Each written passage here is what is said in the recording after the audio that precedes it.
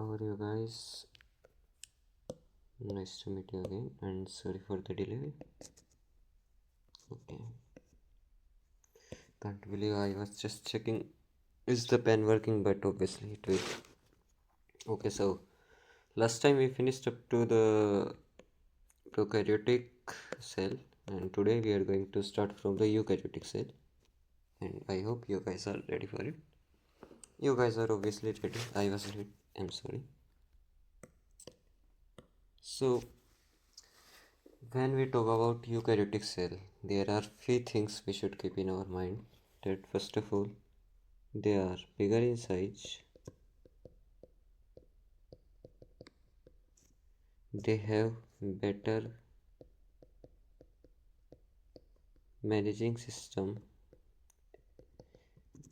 What does I mean by managing system? Like there are different compartments for different type of processes, which helps to keep the processing in a very organized and a very fast-paced way. Okay, and they are non-identical to each other.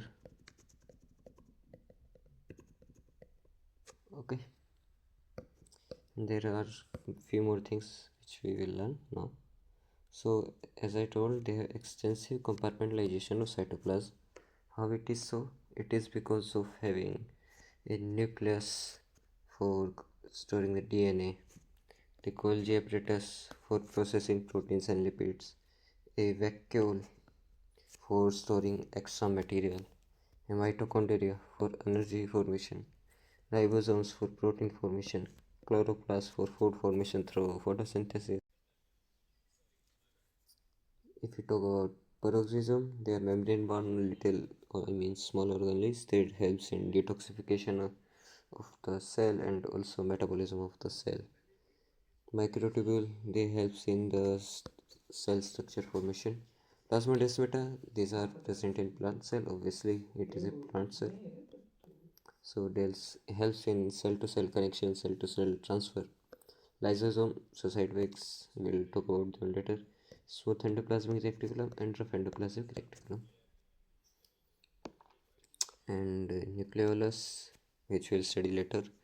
Nuclear envelope, we are going to study it too. Vacuole middle lamella, it's a layer between two cell walls of adjacent cells. And mitochondria, it's done. Okay, after that, if we talk about animal cell, almost all the things are same except centriole. Centriole helps in cell division, and what else? And everything is same. We'll study about them. Okay, so if we talk about cell membrane, in case of cell membrane, in 1950s, microscopic advancement was done and electron microscopes were formed. But earlier than that, they used to do chemical studies to know the structure of cell membrane, and mainly this was done on human RBC. And they came to know that cells are mainly formed of lipid and proteins. And when we talk about lipid and proteins, always remember the ratio of proteins and lipid in human RBC, which is 52 ratio 40. Okay, and lipids, they were majorly which ones? They were majorly phospholipids, and they are arranged in a bilayer. What type of bilayer? It is like this is the head, this is the tail, this is the head, this is the tail. Also, the polar head outward, as I just told you, if this is a membrane, it is facing outward, and tail, this is facing inward. Tail is a non-polar part.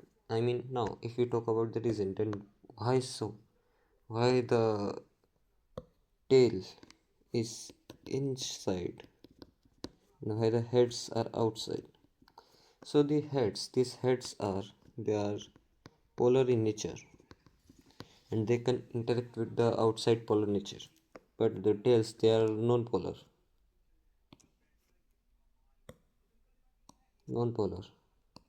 and they needs to be protected from the outside polar nature. That's why the tails of the bilayer they stay inside and the heads they stay outside to interact and protect the to interact with the environment and also to protect the non-polar tails. If you talk about other components of the cell membrane, then also cholesterol is present in the cell membrane. After some time, the biological investigation clearly revealed that cell membrane also possesses protein, carbohydrates. So, what is cell membrane consist of? Lipids, proteins, cholesterol, and carbs, carbohydrate.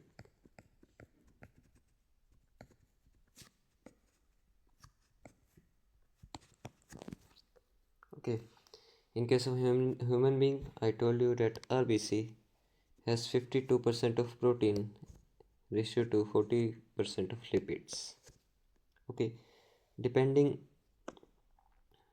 now there are membranous proteins which are divided into two types on the base of ease of extraction, like when you try to pull them out, how much easily they can be extracted from the cell membrane, and these are integral and peripheral.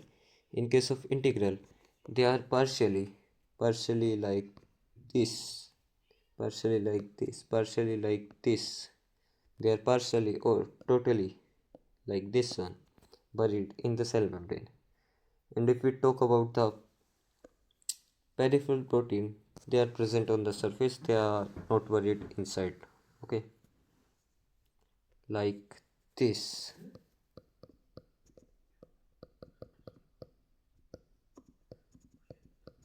Okay, very nice. Now we talk about Singer and Nicholson. These guys gave the fluid mosaic model of cell membrane. Like, these things, these things, they are found by research.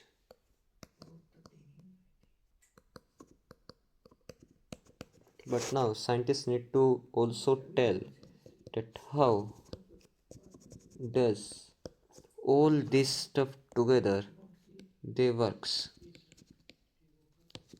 Okay,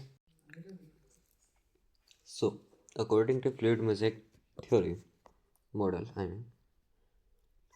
the cell membrane has a quasi fluid nature which allows the lateral movement of protein. So what does we mean by quasi fluid nature? Quasi fluid nature, like it's not a solid, it's not a liquid, it has like of a semi solid and semi liquid nature. Okay, it can easily change shape, it can easily let molecules in and out of it. So the quasi fluid nature of these lipids, these phospholipids, they enables the lateral movement of protein. So because of the quasi fluid nature, the lipids they can do two type of movement, which are like, if you're talking here, these are the lipids. So these are the lipids. So first movement is flip flop. It's like this guy goes here, this guy goes here. Like they can interchange the positions. Like they can go from here to the opposite membrane. Okay, and the second one is lateral. Lateral is like they can go from here to here. I mean, lateral is from across the cell membrane, and it is like opposite, going to the another layer of these phospholipids. Okay, and the lateral is like being in the same phospholipid layer. I hope you will understand it.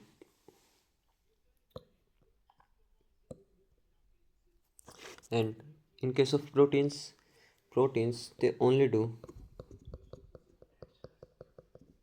the lateral. They can't perform the flip flop because they have bigger size, and they can't do the flip flop, and they can only do the lateral. Okay, and the ability to move within the membrane is measured as its fluidity, and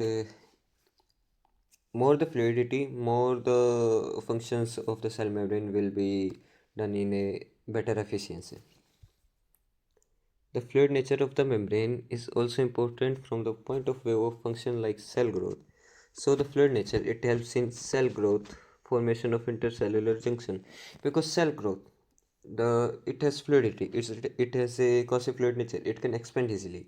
Intercellular junction, it can change its cell shape easily and make junctions. It can secrete stuff easily. It can like make pores, make cysts, and easily can just throw stuff out of it.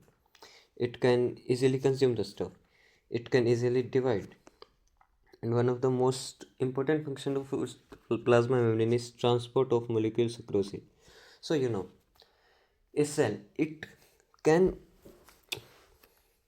live independently, but if we talk about that independency, it is with the other living being. Okay, a cell can survive on its own, but it needs to interact with the environment around it. Okay, without the interaction with the environment, it can't survive. Okay, so what does it need to do as an interaction? It need to transfer molecules across the cell membrane in or out as per the requirement. Okay, and the transport across the cell membrane, it's of two types generally.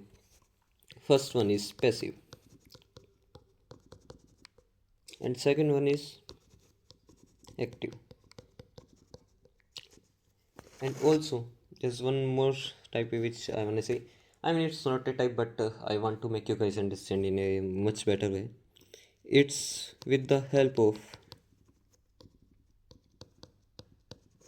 carrier protein,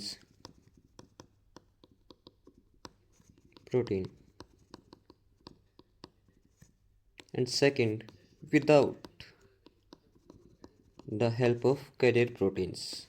Okay, so first I want to tell you with the help of carrier proteins. So in case of carrier proteins, okay, so these, wait, let me just clear it once.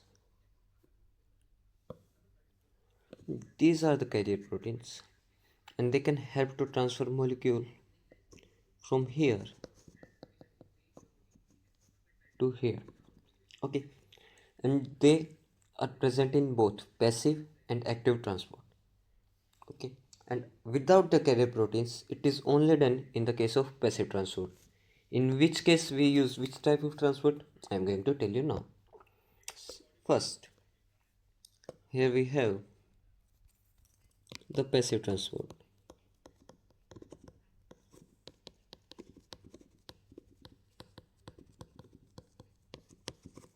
In case of passive transport, a molecule is transported across the cell according to the concentration gradient. What is the concentration gradient? Like this is the bilayer,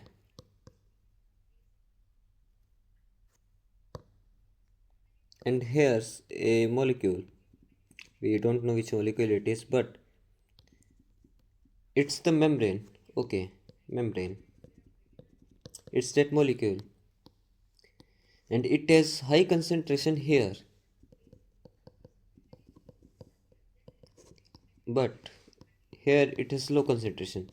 So what will happen, that according to concentration gradient, it will flow from higher concentration to lower concentration automatically without any requirement of energy. Okay, it will go directly from here to here.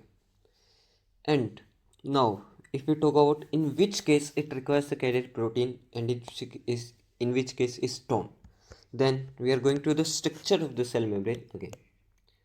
So I told you that these polar heads, they stay outside, and these non-polar tail, they stay inside.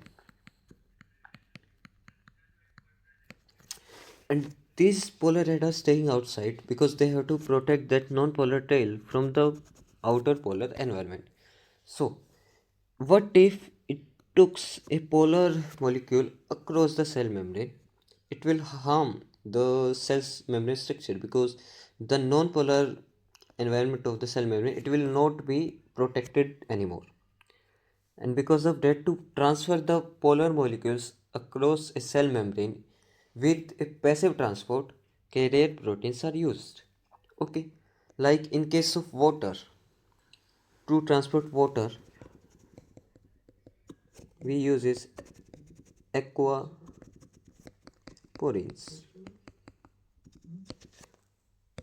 Okay,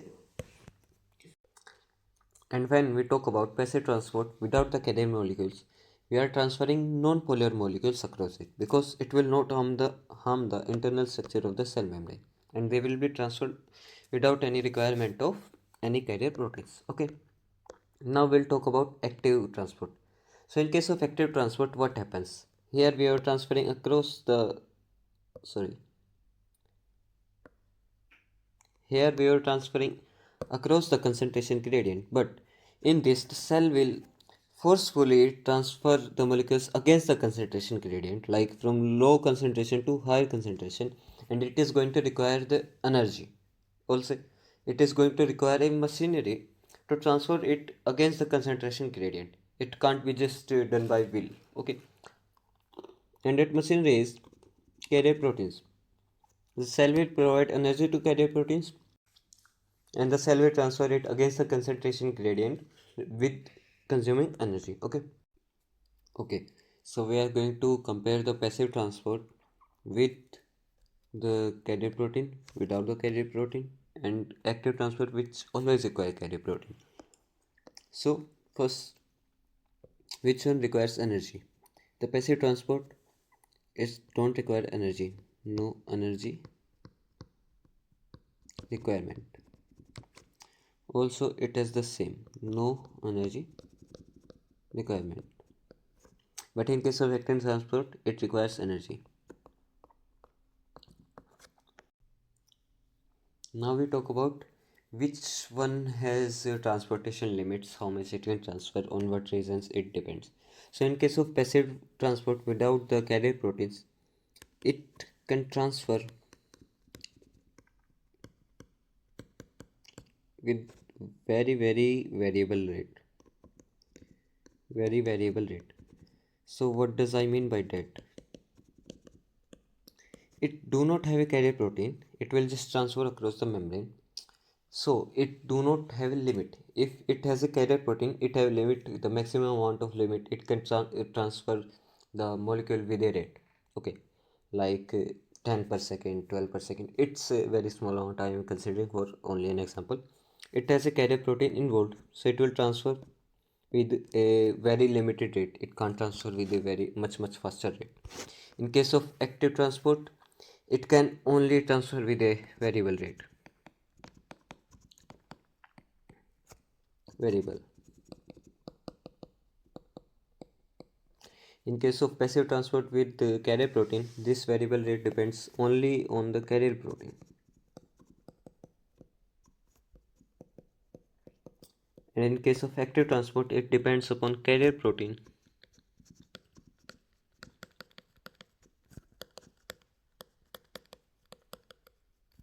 as well as it depends upon energy fulfillment. That because it requires energy, if it has the tendency to transfer more but it can't give the energy,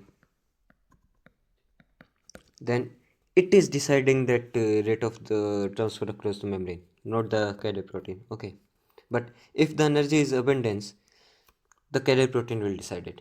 If the energy is so much it can transfer twice, but carrier protein can't afford it, it will be according to the carrier protein. It can't be more than that. Okay. So here active transport have an example of sodium potassium pumps. And now we'll continue the work for the cell wall. Okay. So cell wall, it is a non-living rigid structure and forms an outer covering for the plasma membrane. It is present in prokaryotes, it is present in plants, and it is also present in the fungi. Okay, and the thing which I must tell you that in all three of them, in prokaryotes, in plants, and in fungi, it has different type of structure. Okay, in plants it consists of cellulose. In fungi it is consists of chitin. In case of prokaryotes, it is consist of phosphoglyceride. Okay, So it has different type of structure in all three of them, but mainly the function is just defending. Okay, they defends the cell from external environment, and also they helps in the structure.